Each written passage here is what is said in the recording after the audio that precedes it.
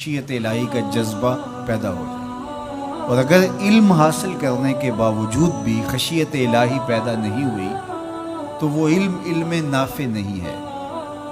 وہ علم معلومات کا ذخیرہ تو ہے، لیکن العلم نور فی قلب المومن، جو فرمایا گیا علم مومن کے سینے کا اجالا ہے، اس کے قلب کا نور ہے، اس کے باطن کی روشنی ہے۔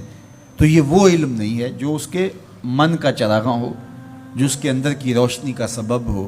تو وہ علم ہی نہیں ہے جو اللہ سے جوڑتا نہیں ہے، جو اللہ کی خشیت، اللہ کا خوف، اللہ کے احکامات پر عمل پیرا ہونے کا جذبہ نہیں دیتا ہے۔ تو کہا انما یخشی اللہ من عبادہ العلماء۔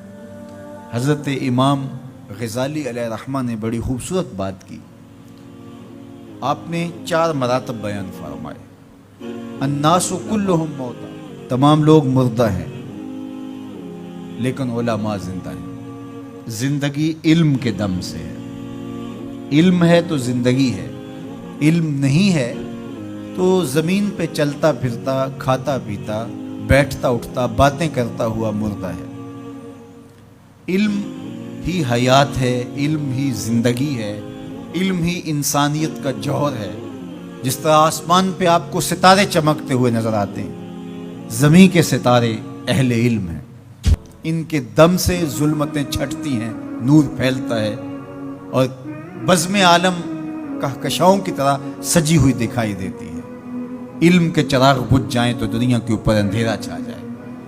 تو زندگی کا سارا جمال علم کی وجہ سے ہے۔ زندگی علم ہے، جمال علم ہے، دنیا کا نور علم ہے۔ سارا چراغاں، سارے اجالے، ساری روشنیاں، ساری کنادیل علم اور علماء کی وجہ سے ہی۔ تو فرمایا الناس کلہم موتا، لوگ مردہ ہیں الا العلماء، علماء زندہ ہیں۔ اب علماء تو خوش ہو گئے کہ ہم زندہ ہیں، طلباء بھی خوش ہو گئے کہ ہم زندگی اور نور حاصل کر رہے ہیں۔ لیکن امام غزالی نے دوسری بات کی، والعلماء کلہم نیام الا العاملین، علماء سوئے ہوئے ہیں، جاگتے وہ ہیں جو اپنے علم پہ عمل بھی کرتے۔ جو نیند ہے، النوم اخت الموت، یہ موت کی بہن ہے۔ علماء ہیں تو زندہ، لیکن اگر عمل نہیں ہے تو وہ آغوش نیند میں ہے، زندگی سے فائدہ ہی حاصل نہیں کر رہے۔ زندگی سے فائدہ تو زندگی کی لذات سے متمتع ہونا ہے، آنکھوں سے نظارے دیکھنے ہیں، کانوں سے نغمے سننے ہیں، زبان سے ذائقے سے باہم ملاقاتیں کرنی ہیں۔ تو جب بندہ زندہ ہوگا تو یہ سب کچھ ہوگا، اور اگر زندہ ہے لیکن سویا ہوا ہے، بے ہوش ہے، کومے میں پڑا ہوا ہے، تو پھر وہ یہ سب کچھ حاصل نہیں کر پاتا۔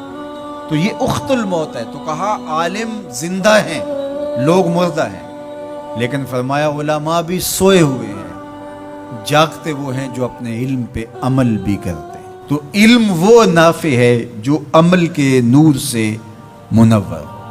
امام غزالی نے تیسری بات ارشاد فرمائی، والعاملون کلہم فی خسران الا المخلصین، سارے عمل کرنے والے بھی خسارے میں ہیں، گھاٹے میں ہیں، لیکن خسارے سے بچے وہ ہیں جو عمل محض اللہ کی رضا کے لیے کرتے۔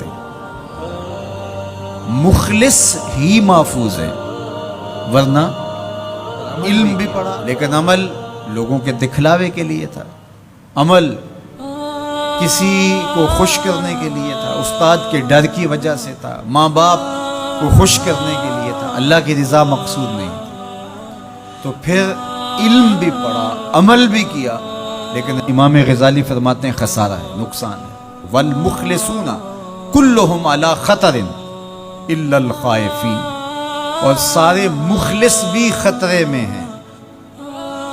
جو مخلص ہیں، محض اللہ کی رضا کے لیے عمل کر رہے ہیں، وہ بھی خطرے میں ہیں، معرض خطر میں ہیں۔ کسی وقت بھی پائے استقلال میں لغزش آ سکتی ہے، ساری محنت برباد ہو سکتی ہے۔ کیتی کتری پئی کھو محمد تے سکہ بنیا زردہ۔ ہمارا تو حال یہ ہے کہ ہم بد عمل ہوں، زندگی خواہشات اور آرزوؤں کے ہجوم میں بسر کر رہے ہوں، اور جنت کے ہم ٹھیکیدار، بس ہم تو سیدھے جنت میں جائیں گے۔ حجبت الجنت بالمکارہ وحجبت النار بالشہوات۔ جنت مشکلوں کے پردوں میں لپٹی ہوئی ہے اور جہنم شہوتوں کے پردوں میں لپٹی ہوئی ہے۔ جنت اتنی بھی آسان نہیں ہے، تو کہا کہ والمخلصون کلہم علی خطر، ہر مخلص بھی خطرے میں ہے، لیکن الا الخائفین، جن کے سینے میں خشیت الہی ہے، خوف خدا ہے، وہ خطرے سے